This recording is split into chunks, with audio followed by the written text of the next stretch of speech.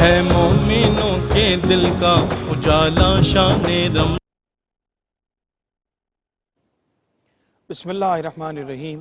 مولا یا صلی وسلم دائماً ابدا علی حبیبک خیر الخلق کلہم۔ ناظرین اکرام، رمضان المبارک کے دوسرے عشرے کا آغاز ہو چکا ہے اور یہ 10 دن جو رحمتوں کے تھے وہ گزر گئے اور اب مغفرت کا عشرہ اس کا آغاز ہو چکا ہے۔ استغفر اللہ ربی من کل ذنب واتوب الیہ ہمارے ورد زبان رہنا چاہیے۔ اور آج جمعۃ المبارک کا دن ہے اور جمعہ کے دن درود پاک پڑھنے کی جو فضیلت ہے وہ بھی حد درجہ ہے، اور جمعہ کے دن کو سید الیوم کہا گیا ہے۔ آج کے دن کی برکتیں کئی گنا بڑھ جاتی ہیں۔ رمضان المبارک اور عام دنوں کا فرق اور پھر جمعۃ المبارک کا دن، اس کے دن کی تمام تر برکتیں کئی گنا بڑھ جاتی ہیں۔ اللہ ان سے ہمیں مستفید ہونے کی توفیق عطا فرمائے۔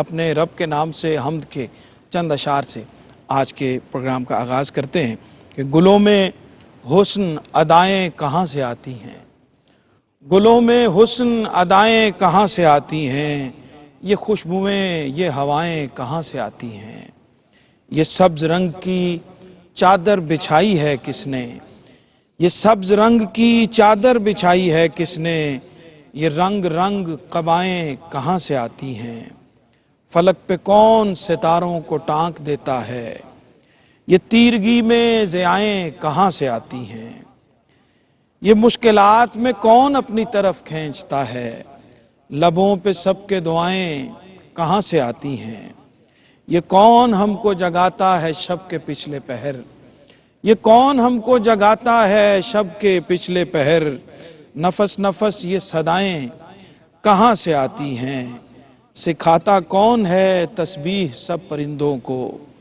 یہ ذکر حق کی نوائیں کہاں سے آتی ہیں، یہ حرف کون سجھاتا ہے حمد کہنے کو، یہ حرف کون سجھاتا ہے حمد کہنے کو، خیال و فن پہ عطائیں کہاں سے آتی ہیں، یہ زخم بھرنے میں کس کے کرم کا معجزہ ہے، یہ زخم بھرنے میں کس کے کرم کا معجزہ ہے، ہمارے تن میں شفائیں کہاں سے آتی ہیں، بھلا کے اس کو زمانے سے پوچھتے ہیں ہم، بھلا کے اس کو زمانے سے پوچھتے ہیں ہم، پتہ نہیں یہ بلائیں کہاں سے آتی ہیں، پتہ نہیں یہ بلائیں کہاں سے آتی ہیں، یہ کیسے کھلتے ہیں سرور گلاب شاخوں پر، یہ شبنموں کی ردائیں کہاں سے آتی ہیں۔ حمد کے ان اشعار کے ساتھ اپنے مہمانوں کے تعارف کی طرف چلتے ہیں، اور ہمارے ساتھ آج تشریف فرما ہیں زیب آستانہ عالیہ خواجہ محمد یار فریدی گڑھی اختیار خان سے جناب خواجہ غلام قطب الدین فریدی صاحب۔ حضرت خوش آمدید کہتے ہیں آپ کو، بہت شکریہ آپ کا۔ اور ممتاز اسکالر اور ایجوکیشنسٹ ہیں اور ممتاز اسکالر ہیں پروفیسر محمد تیمور فاروقی صاحب، آپ کو بھی خوش آمدید کہتے ہیں آج کے اس پروگرام میں۔ سید محمد فہیم شہزاد بخاری صاحب آستانہ علیہ بوکن شریف سے ہمارے ساتھ تشریف فرما ہوتے ہیں اور آج بھی تشریف فرما ہے، حضرت خوش آمدید کہتے ہیں آپ کو۔ اور آج محفل میں بہار ہے کیونکہ صاحبزادہ غلام نصیر الدین چراغ صاحب تشریف فرما ہیں، اور آپ کا تو شکریہ ہے کہ آپ تشریف لائیں، لیکن حضرت کے شکر گزار ہیں کہ آپ نے یہ موقع فراہم کیا ہے کہ آج ہم ان سے ذکر سرکار سننے کی سعادت حاصل کریں گے۔ بسم اللہ، حضرت کلام عطا فرمائیے۔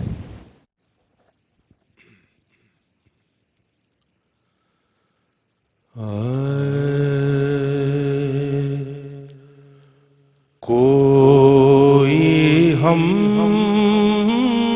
پایا نہ ثانی تیرا کونین میں ہے،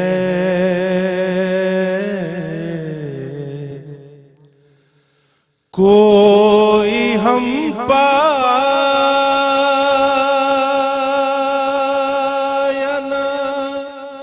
ثانی تیرا کونین میں ہے، تجھ سا بے سایہ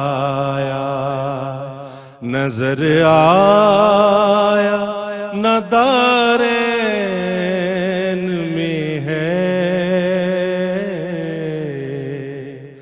تجھ سا بے سایہ نظر آیا نہ دارین میں ہے،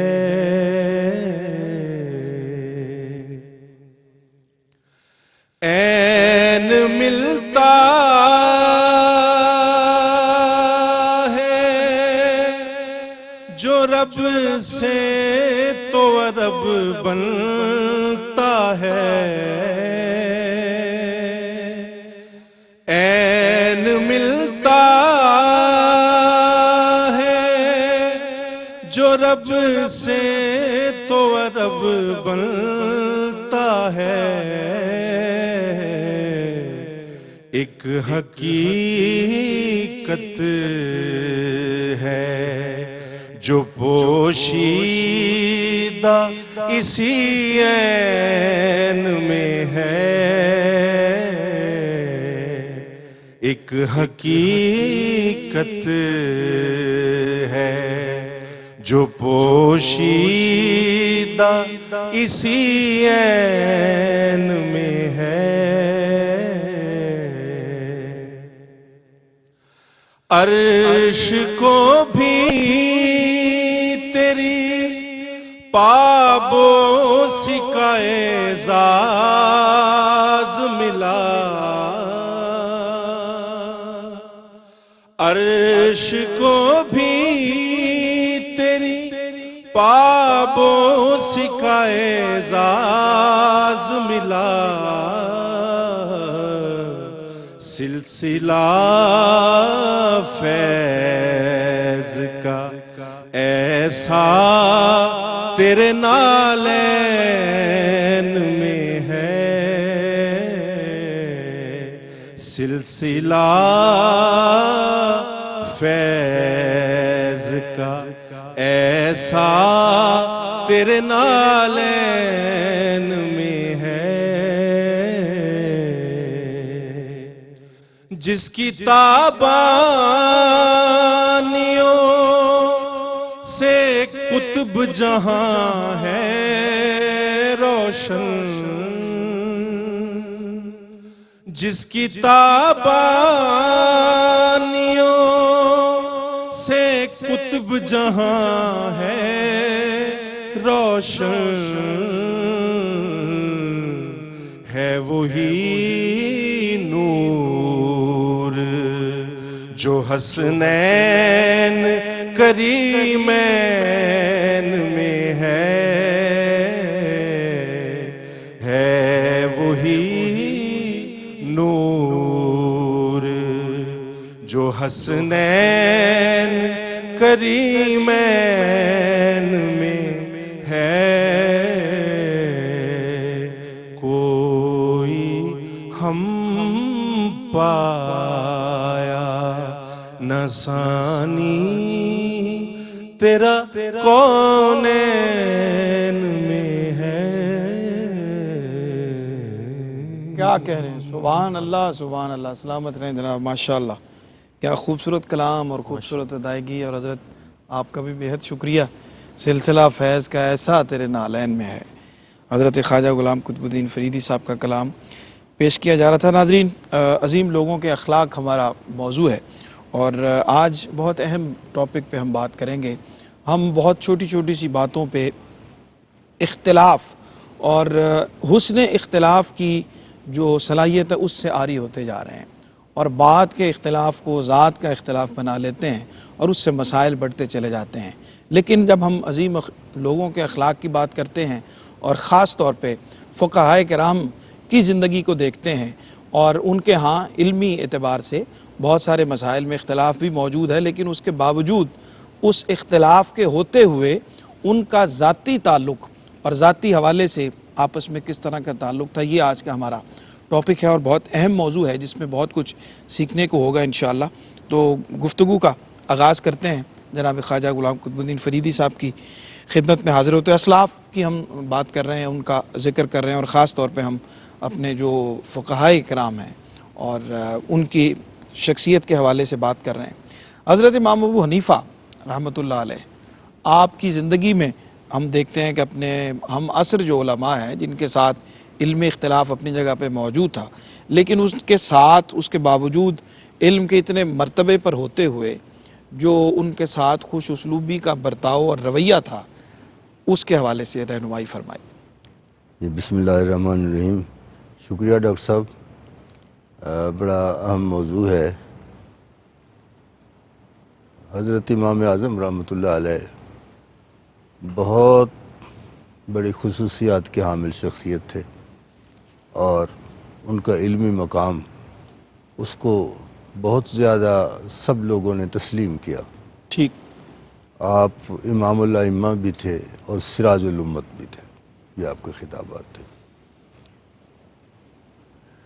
بہت سے مسائل میں ائمہ کے درمیان اختلافات ہیں، اختلاف ذاتی نوعیت کے نہیں ہیں، ٹھیک۔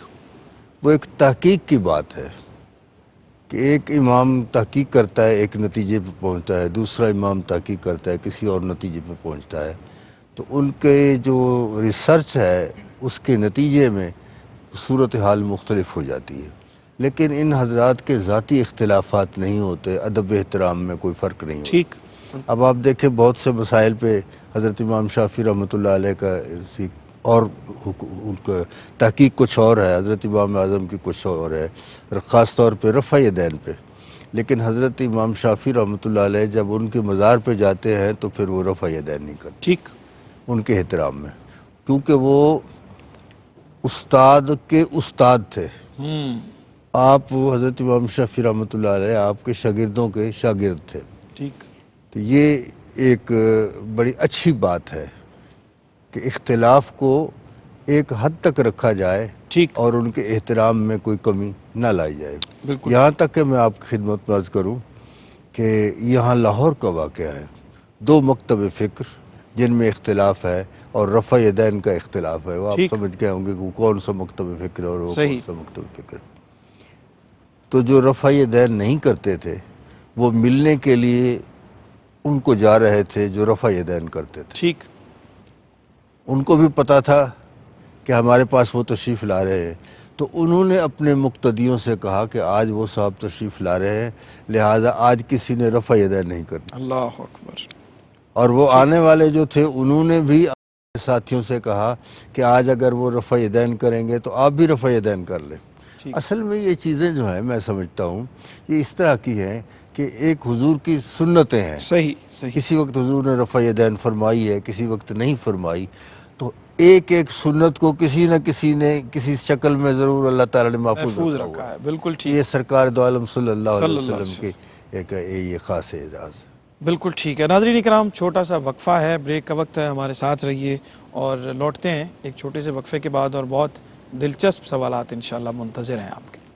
جی ناظرین، خوش آمدید کہتے ہیں وقفے کے بعد آپ کو۔ پروگرام دیکھ رہے ہیں آپ عظیم لوگوں کے اخلاق نعمت افطار کی اس خصوصی ٹرانسمیشن پہ۔ بریک پہ جانے سے پہلے آج ہم گفتگو کر رہے ہیں ائمہ مجتہدین کا آپس میں جو تعلق تھا، آپس میں جو ان کا اپنے علمی اختلاف کے باوجود جو تعلق تھا، اس پہ بات کر رہے ہیں۔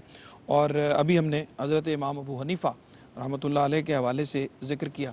حضرت، یہ ہم عموماً ہمارے ہاں یہ دیکھنے میں آیا ہے کہ ہمارے ہاں جو اختلافات ہیں جو کہ مسلکی بنیادوں پہ ہوتے ہیں، لیکن ہم جن ائمہ اکرام کی ہم زندگی کو دیکھتے ہیں، ان کو پڑھتے ہیں، تو ان کے ہاں ہمیں نظر آتا ہے کہ بہت سارے اختلافات کے باوجود ان کا آپس میں تعلق، ان کی آپس میں محبت، وہ جو ذاتی تعلق ہے وہ متاثر نہیں ہوتا تھا۔ کیا فرماتے ہیں؟ بسم اللہ الرحمن الرحیم۔ اللہم صلی علی سیدنا مولانا محمد وعلی آل سیدنا مولانا محمد وبارک وسلم وصلی علیہ۔ سرور بھائی، بڑا اہم موضوع ہے اور یقیناً اس پہ ذرا محتاط انداز سے کلام کرنے کی بھی ہمیں ضرورت ہے تاکہ ہمارے کلام سے کسی کی دل آزاری نہ ہو جائے۔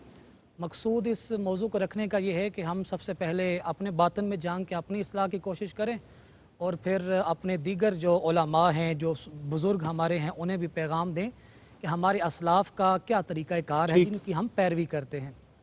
امام اعظم ابو حنیفہ کا ہی ذکر ہوا، قبلہ خواجہ صاحب نے فرمایا بڑے اچھے طریقے سے، میں انہی کی بات کو آگے لے کے چلتا ہوں۔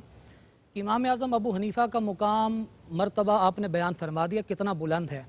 ان کے دو شاگرد ہیں مشہور، بڑے امام ابو یوسف اور امام محمد بن حسن الشیبانی، جی اب دیکھا جائے تو دونوں شاگرد ہیں، لیکن 2/3 مسائل میں یہ صاحبین حضرت امام اعظم ابو حنیفہ سے اختلاف کرتے ہیں، ٹھیک، اور فقہ حنفی جس کے ہم پیروکار ہیں، اس کے فتاویٰ کی جو اکثر جو فتوے ہیں وہ صاحبین کے قول پہ ہیں، نہ کہ امام اعظم کے قول پہ ہیں۔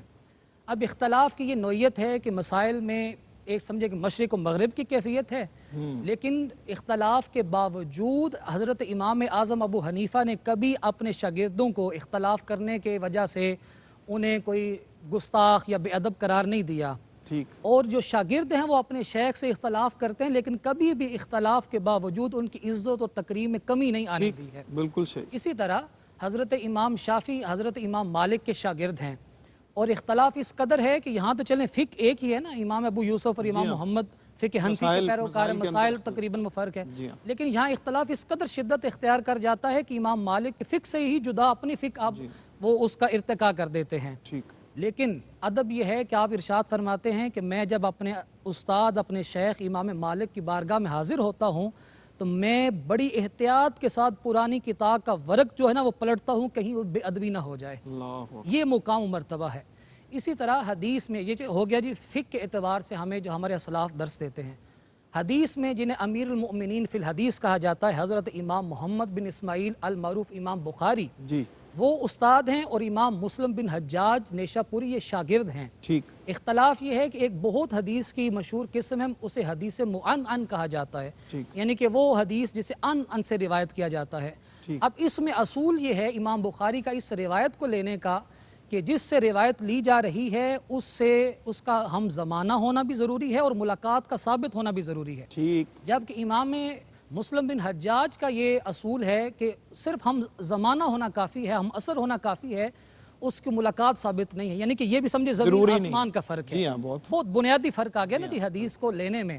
لیکن امام مسلم نے حضرت امام بخاری کو اپنے شہر آنے کی دعوت دی، آپ نے جب دعوت قبول فرمائی تو آپ نے داخلی دروازے پہ جا کے امام بخاری کا استقبال فرمایا، اپنے علاقے کے علماء رؤساء اور سارے لوگوں کو لے کے گئے، اور جب وہ نیچے اترے تو آپ نے ارشاد فرمایا دعنی اقبلو رجلک، اگر آپ اجازت فرمائیں تو میں آپ کے قدم کو چومنا چاہتا ہوں۔ اب ہمیں اپنی ذات میں غور کر کے اس نتیجے تک پہنچنا ہے کہ ان کا اختلاف اس قدر شدید ہے، لیکن محبت اتنی لازوال اور دائمی ہے کہ اسے اپنے لیے مشعل راہ بنانا چاہیے۔ ہمارے تو اختلاف کسی نوعیت کے ہے ہی نہیں، ہمیں اختلافات سے بالا تر ہو کے محبت کے پیغام کو عام کرنا چاہیے۔ بالکل ٹھیک۔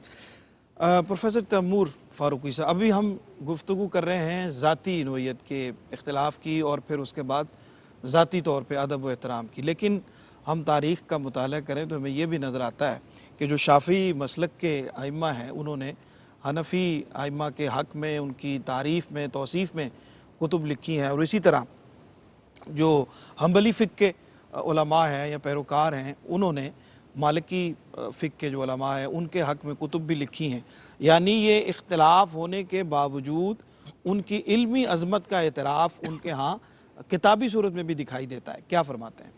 بسم اللہ الرحمن الرحیم، اللہم صلی علی سیدنا و نبینا مولانا محمد مبارک وسلم وصلی علیہ۔ یقیناً ڈاکٹر صاحب آپ نے بڑا ایک اہم سوال جو ہے آپ نے یہاں پر کیا، اور یقیناً یہ دور حاضر کی ضرورت بھی ہے کہ جو فقہائے کرام تھے وہ اپنا علمی اختلافات ہونے کے باوجود بھی فراخ دلی کا مظاہرہ کرتے تھے۔ جی، دراصل فراخ دلی ان کے اندر کیوں تھی؟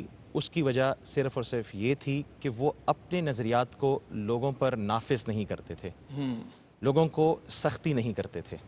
اور اگر ہم ائمہ اربعہ کی بات کریں، امام شافعی کی جس طرح آپ نے بات کی، امام اعظم ابو حنیفہ کی بات کی، یہ تمام جو ہمارا ایک اسکول آف تھاٹ ہے، ان کے آپس میں علمی اختلافات کے باوجود بھی پیار اور محبت کا عنصر اور ایلیمنٹ ضرور ان کے اندر موجود ہے۔ امام شافعی رحمۃ اللہ تعالیٰ نے اپنے دیوان کے اندر، دیوان شافعی کے اندر، امام اعظم ابو حنیفہ کے حوالے سے جو اشعار نقل کیے وہ انتہائی اہمیت کے حامل ہیں، اور اس میں آپ نے امام اعظم ابو حنیفہ کی تعریف بیان کی، یہاں تک کہہ دیا کہ مشرقین اور مغربین کے اندر ان سے بڑا مجتہد اور فقیہ جو ان سے وہ نہیں ہے، اور اس کے علاوہ آپ نے ان کے لیے دعائیہ کلمات بھی ارشاد فرمائے اور کہا کہ جب تک قرآن مجید موجود رہے اللہ تعالیٰ امام اعظم ابو حنیفہ پر رحمتوں کا نزول فرماتا رہے۔ اگر ہم شافعی مسلک کے بعد بات کریں حنبلی مسلک کی، تو مشہور و معروف شخصیت جناب حضرت غوث اعظم رضی اللہ تعالیٰ عنہ، وہ کسی اور مسلک سے تعلق رکھتے ہیں، لیکن امام اعظم ابو حنیفہ کو اپنی کتاب غنیۃ الطالبین کے اندر وہ امام اعظم کے نام سے مخاطب کرتے ہیں۔ اسی طرح تاریخ بتاتی ہے، فقہ ہمیں بتاتی ہے، امام ذہبی رحمۃ اللہ تعالیٰ، آپ بھی شافعی المسلک تھے، آپ کا مسلک بھی امام اعظم سے ڈیفرنٹ تھا، مختلف تھا، لیکن اس کے باوجود وہ امام اعظم ابو حنیفہ کے حوالے سے کہتے ہیں کہ اس دنیا کے اندر جو انسان ہے وہ فقہ کے ایک جہان کے اندر امام اعظم کے عیال ہیں۔ تو ان کے یہ تمام تر جو ایک محبت کا ایک عنصر تھا وہ اس وجہ سے تھا کہ انہوں نے ایک دوسرے کے ساتھ تعلق بڑھانا، محبت کرنا جو ہے وہ سیکھا تھا۔ اور ایک سوال پیدا ہوتا ہے کہ ان کی یہ تربیت کہاں سے ہوئی تھی؟ میں اس کے لیے ایک روایت پیش کروں گا قرون اولیٰ سے۔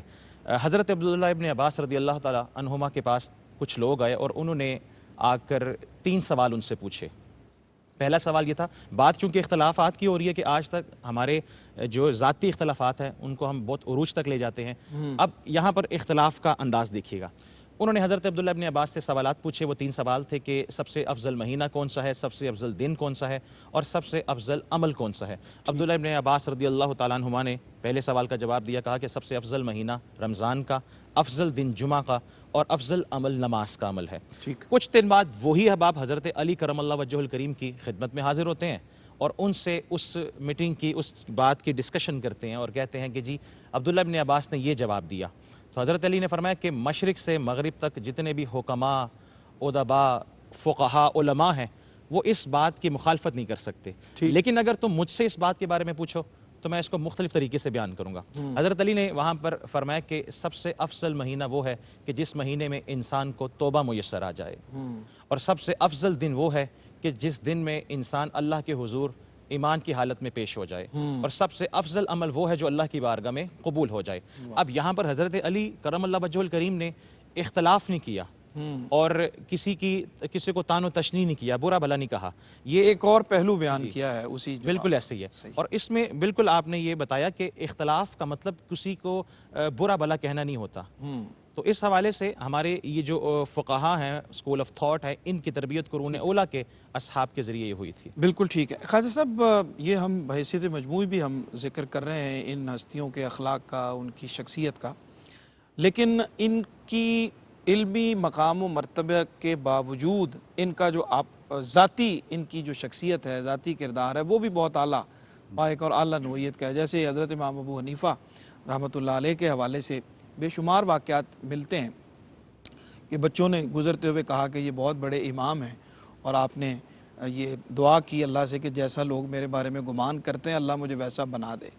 پر اسی طرح سے کسی مقروض نے آپ کو دیکھا جس نے قرض لیا ہوا تھا تو چھپ گیا آپ کو دیکھ کر، تو آپ نے اس کا قرض اس کی بنا پر معاف کر دیا۔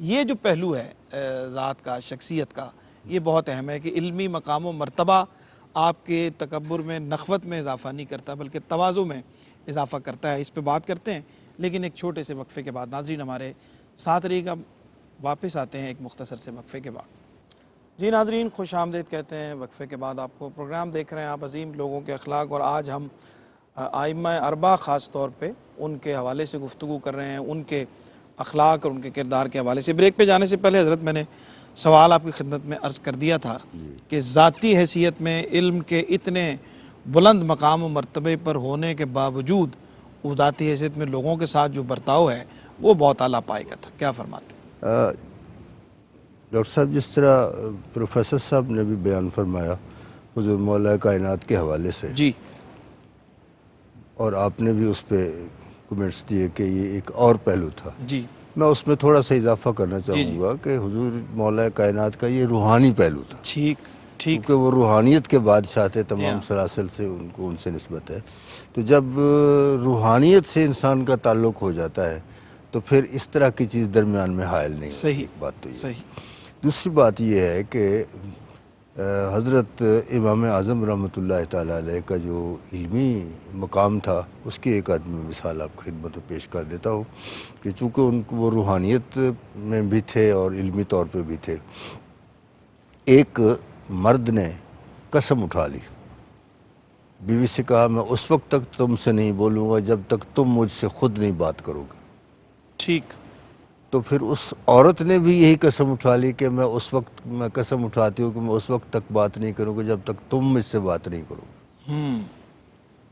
اس کے بعد دونوں کو احساس ہوا کہ یہ کیا ہو گیا ہے، تو مسائل پوچھے گئے تو انہوں نے کہا یہ تو حانث ہو جائیں گے اور اس کا کفارہ ہوگا، تو یہ نہیں ہو سکتا۔ تو یہ بات چلتے چلتے حضرت امام اعظم رحمۃ اللہ علیہ کے پاس پہنچی۔ انہوں نے فرمایا کوئی قسم کوئی کفارے کی ضرورت نہیں ہے، تم بول سکتے ہو ایک دوسرے۔ انہوں نے کہا جی یہ کیسے؟ تو آپ نے فرمایا کہ جب اس نے کہا کہ میں اس وقت تک نہیں بولوں گی جب تک تم نہیں بلاؤ گے، تو اس نے تو بول دیا نا، جب بول دیا ہے تو کام تو ہو گیا ہے، اور پھر آپ بھی بول سکتے ہیں۔ یہ جو باریک چیزیں ہیں یہ حضرت کی، اور اسی طرح ان کا وہ ایک معیار تھا، اذا صح الحدیث فہو مذہبی، جب کوئی حدیث صحیح ہو جائے، پتہ چل جائے کہ صحیح ہے، میرا وہی مذہب ہے، ایک یہ بات۔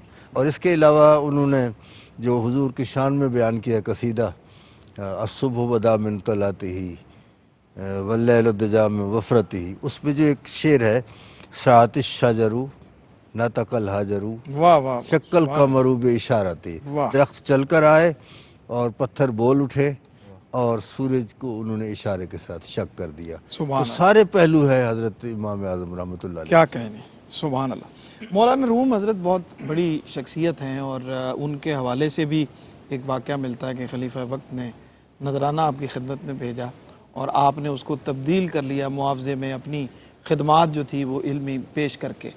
تو کیا فرماتے ہیں یہ جو پہلو ہے ہمارے ائمہ کا، اس سے اجتناب کرنے کا اور اس کو اختیار کرنے کا، یہ طریقہ اختیار کرنے کا؟ ضرور بھائی، یقیناً مولانا روم مشہور تو ہیں تصوف کے اعتبار سے، جی ان کی مثنوی مشہور ہے، لیکن وہ اپنے زمانے کے بہت بڑے عالم دین تھے، انہیں فقہ پہ حدیث پہ بہت زیادہ عبور تھا، اور آپ کی شہرت اتنی بڑھ گئی تھی کہ وہ سلجوقی سلطان نے آپ کو اپنے دربار میں بلایا، انعام دیا، اور جیسے آپ نے اشارہ کر دیا، آپ نے انعام کو وصول نہیں کیا بلکہ معاوضے میں تبدیل کیا۔ یہ جو عمل ہے نا، یہ سوچ، یہ ہے حضور علیہ الصلوۃ والسلام کی حدیث مبارکہ کی عکاس، یعنی کہ غنا ہے، یہ دل کی غنا۔ حضور نے ارشاد فرمایا لیس عن الغنا کثرت العرض ولکن الغنا غنى النفس، یہ مال و دولت کی کثرت یہ غنا نہیں ہوتی، غنا ہوتی ہے دل کا غنی ہونا، اللہ کی رضا میں راضی ہو جانا۔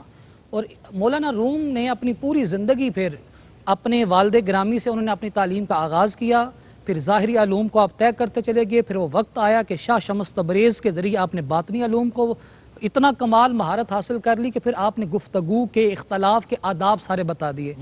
آپ نے ارشاد فرمایا کہ جب بھی کوئی انسان گفتگو کرے اسے اپنی گفتگو کو 3 دروازوں سے گزارنا چاہیے۔ پہلا دروازہ یہ ہے کہ کیا وہ جو کہنے جا رہا ہے وہ سچ ہے، اگر جواب ہاں میں آئے تو اسے دوسرے دروازے سے گزارنا چاہیے، جو کہا جا رہا ہے وہ اہم بھی ہے، کیونکہ ہر سچ کہنے والا نہیں ہوتا، ایسا نہ ہو سچ کہنے کی وجہ سے سامنے والے کی دل آزاری ہو جائے۔ کئی دفعہ سچ کی جگہ چپ رہنا، خاموشی اختیار کرنا وہ زیادہ بہتر ہوتا ہے۔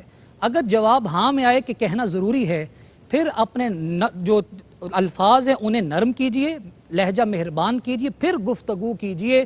اگر ان 3 دروازوں سے گفتگو گزر جاتی ہے تو پھر سامنے والے کو جو دل پہ اثر کر جائے گی۔ اور یہ اس لیے بھی ہے کہ قرآن مقدس میں بھی اب دیکھیں کتنا بڑا اختلاف، میں آخری بات عرض کر رہا ہوں کہ سورۃ طٰہٰ کی آیات میں آتا ہے کہ اللہ رب العزت نے حضرت موسیٰ اور حضرت ہارون کو حکم ارشاد فرمایا کہ فرعون کے پاس جائیے، اس کے دربار میں جا کے اسے تبلیغ کیجئے، لیکن ساتھ یہ لفظ عطا فرمائے ہیں کہ اپنا لہجہ نرم رکھنا ہے، مہربان رکھنا ہے، خدائی کا دعویٰ کرنے والا، رب کے ساتھ شریک ٹھہرانے والا، خود کو خدا کہنے والا، اسے بھی رب کہہ رہے اس کے سامنے بھی جانا ہے تو اپنے لہجے کو نرم رکھنا ہے تاکہ اس کے دل پہ بات اثر کر جائے۔ ہمیں اپنی زبانوں سے اپنے لہجوں کو اس قدر نرم اور شائستہ رکھنا چاہیے تاکہ سننے والے کی بات دل پہ اثر کر جائے۔ بالکل ٹھیک۔ پروفیسر صاحب، گفتگو کو کنکلوڈ کرتے ہوئے کیا نتیجہ نکلتا ہے ہمارے ائمہ اربعہ کی اس سیرت سے استفادہ کرتے ہوئے؟ ہم کس طرح سے مستفید ہو سکتے ہیں، کیسے اپنے آپ کو سنوار سکتے ہیں؟ دراصل اختلاف کی بات تھی تو اختلاف کو ہم اب رحمت کی طرف لا رہے ہیں، اور اس کا نتیجہ کنکلوژن یہ ہے کہ اختلاف جو ہے وہ ایک فطری عمل ہے۔ ٹھیک۔ اللہ رب العزت کی تخلیق کے اندر دیکھیں تو دن اور رات کا اختلاف ہے، زبانوں کا، رنگت کا اختلاف ہے، تو اختلاف امت کے لیے، امت محمدیہ کے لیے رحمت ہے۔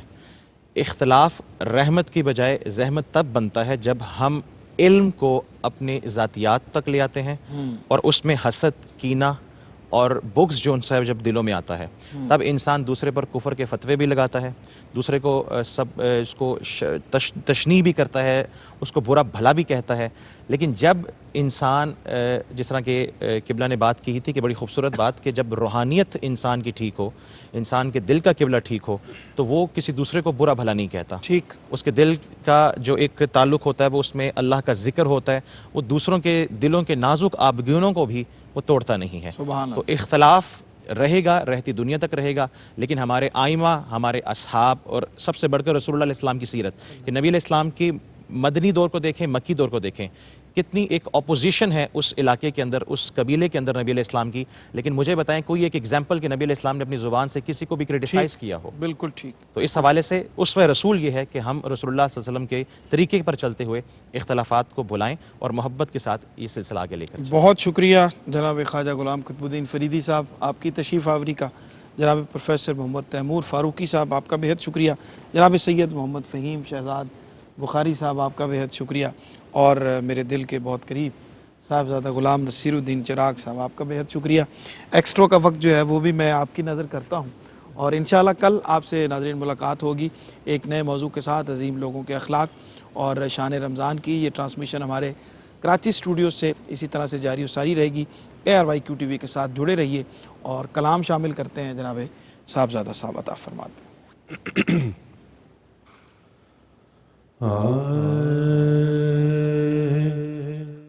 جو دیکھنے میں بڑے دیداور نظر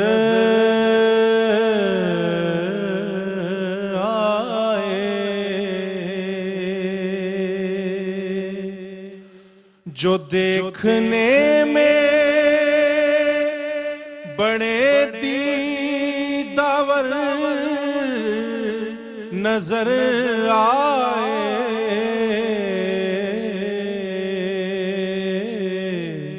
تیرے حضور سبھی بے ہنر نظر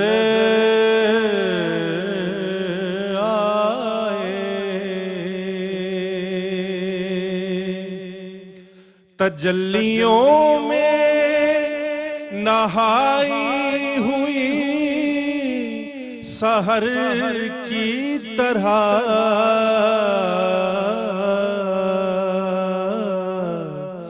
تیرے دیار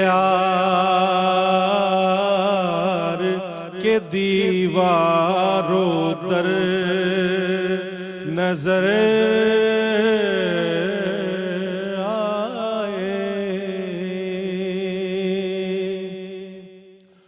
تو مل گیا تو یہ خواہش بھی مٹ گئی دل سے تو مل گیا تو یہ خواہش بھی مٹ گئی دل سے کہ خوب سے بھی کوئی خوب تر نظر آئے کہ خوب سے بھی کوئی خوب تر نظر آئے میرا کریم بھی ایسا کریم ہے اعظم کہ میرا عیب بھی جس کو ہنر نظر آئے کہ میرا عیب بھی جس کو ہنر نظر آئے تیرے حضور سبھی بے ہنر نظر